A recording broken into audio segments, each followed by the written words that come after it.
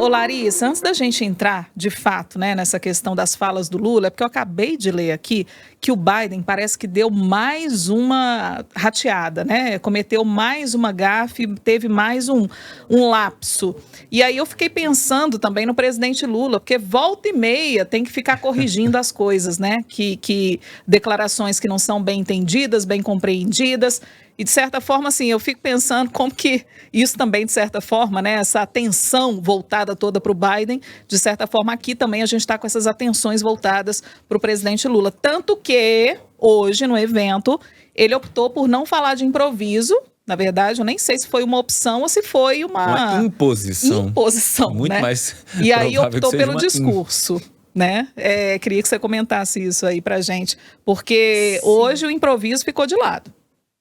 Exatamente, Dri. É importante a gente realmente fazer a conexão entre todos esses pontos, porque o Lula tem sido cada vez mais cobrado, o presidente Lula tem sido cobrado por assessores próximos e também pela primeira-dama Janja a seguir o que está previsto ali no discurso, que foi entregue ao presidente, que está certinho, que foi pensado, que foi analisado para cada momento, para ele parar de falar de improviso. Nesse evento de hoje, inclusive, ele cita que a Janja disse que era para ele seguir ali o que estava escrito no papel, no discurso que estava na mão dele, para evitar, claro, né, gente, essas gafes que a gente tem percebido, que têm sido cometidas pelo presidente Lula, e o improviso. A gente sabe que o presidente Lula, ele é reconhecido nacionalmente, mundialmente, pela sua capacidade retórica, né? Ele é muito bom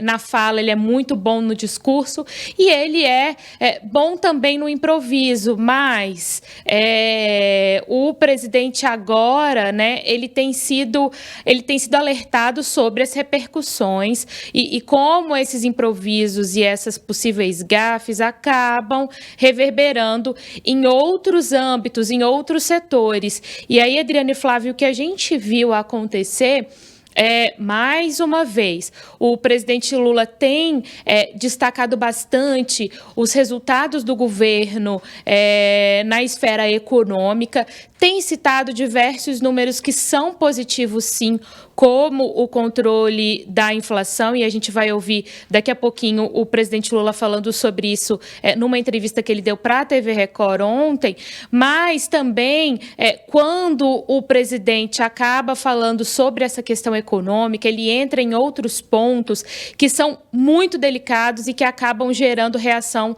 do mercado financeiro, né? A gente sempre fala aqui do mercado, bom, mas é ele que dá essa temperatura a respeito do futuro econômico brasileiro. E aí, o que aconteceu especificamente, né, para a gente trazer aqui para o ouvinte entender o que aconteceu? Bom, o presidente Lula deu essa entrevista para a TV Record e citou ali que nem sempre é necessário cumprir com a meta se existem outras prioridades no país, dando a entender ali, né, que se é necessário investir mais em áreas muito fundamentais, e aí a gente pode citar saúde, educação, etc., a gente não pode falar em cortar os investimentos nessas áreas muito prioritárias para conseguir alcançar a meta fiscal definida. Ok, se a gente pega essa fala do presidente, a gente pode analisar do seguinte ponto de vista, né? Bom, ele está dizendo que a prioridade tem que ser melhorar áreas que são muito fundamentais, como saúde, educação e tantas outras, ou seja, que os gastos do governo federal não podem ser colocados apenas dentro de uma lógica de cumprimento ou não de meta fiscal, afinal de contas, a gente está falando da vida do cidadão, a gente está falando do acesso a direitos básicos, que inclusive são direitos garantidos pela nossa Constituição. Até aí, ok. O problema é que esse tipo de fala do presidente, colocando em xeque o cumprimento da meta fiscal pelo governo federal, mas ao mesmo tempo que ele coloca em xeque, ele não deixa muito certo ali, ele deixa um pouco meio que em banho-maria esse compromisso de cumprimento com a meta fiscal prevista lá, a gente chama de nova regra fiscal, mas não é nova mais, né? Mas no arcabouço fiscal. E aí, a repercussão negativa ela é imediata, porque o mercado está contando com o cumprimento pelo governo federal do discurso de equilíbrio, de busca pelo equilíbrio fiscal, de cumprimento da meta fiscal. Então, quando o presidente vem e fala isso e faz esse contraponto, né, gastos prioritários e não necessariamente a obrigação de cumprir com a meta fiscal, isso tem uma repercussão muito forte. A gente viu isso acontecendo e aí o ministro da Fazenda, Fernando Haddad, foi questionado por jornalistas sobre essa fala do presidente Lula, mas em um momento que a entrevista na íntegra ainda não havia sido divulgada, apenas trechos estavam sendo divulgados e um dos trechos foi justamente esse. E aí Haddad diz, olha, a gente precisa ver qual foi a resposta inteira do presidente a respeito disso. E aí depois que tem-se a íntegra disponibilizada, o Haddad vem a público, faz questão de vir a público para dizer que não é bem assim. O presidente Lula não está dizendo que o governo não vai cumprir com a meta fiscal. Ele está só fazendo ali, contemporizando sobre os investimentos em outras áreas que o governo também quer ver, também quer ter resultados positivos. E aí, gente, isso tudo para dizer o seguinte, não é a primeira vez que Fernando Haddad vem a público para explicar uma fala, vamos dizer assim, um pouco polêmica do presidente Lula em relação à economia.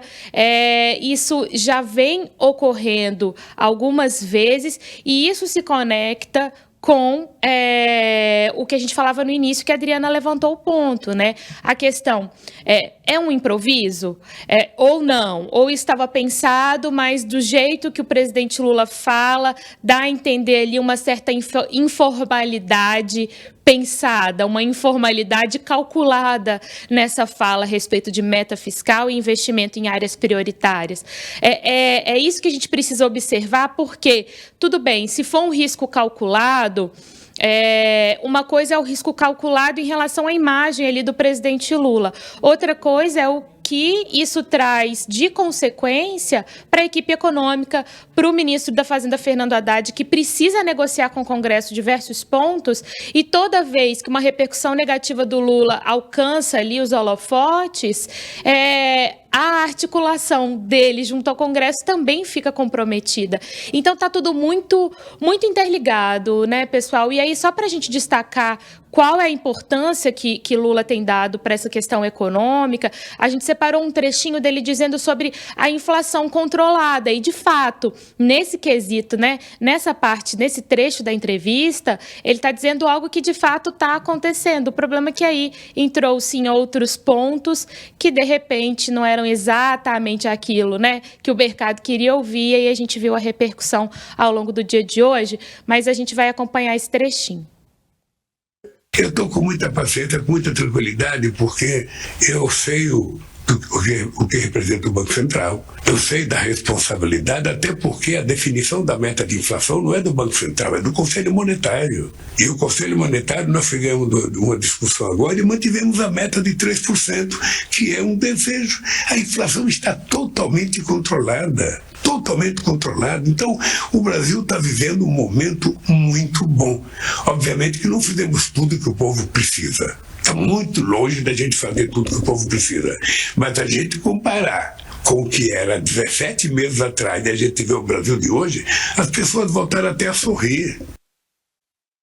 Gente, então, a impressão que dá é que, por exemplo, né, a questão da inflação, você falar de inflação para o cidadão comum é algo muito compreensível, é algo que a pessoa consegue ver ali no dia a dia dela. Então, quando ele reforça que a inflação está controlada, é algo que é mais facilmente assimilado pelo cidadão comum do que você falar sobre cumprimento de meta fiscal. Então, quando o presidente Lula fala abertamente, claramente, a inflação está controlada e faz essa contemporização a respeito da meta fiscal e investimentos em áreas prioritárias, a gente percebe também que existe uma noção do que é facilmente absorvido pelo cidadão comum e aquilo que não é tanto. Então, de repente, cabe ali outros elementos e outras reflexões, mas aí isso bate no mercado financeiro e tem uma repercussão objetiva, direta e muito rápida, né, pessoal?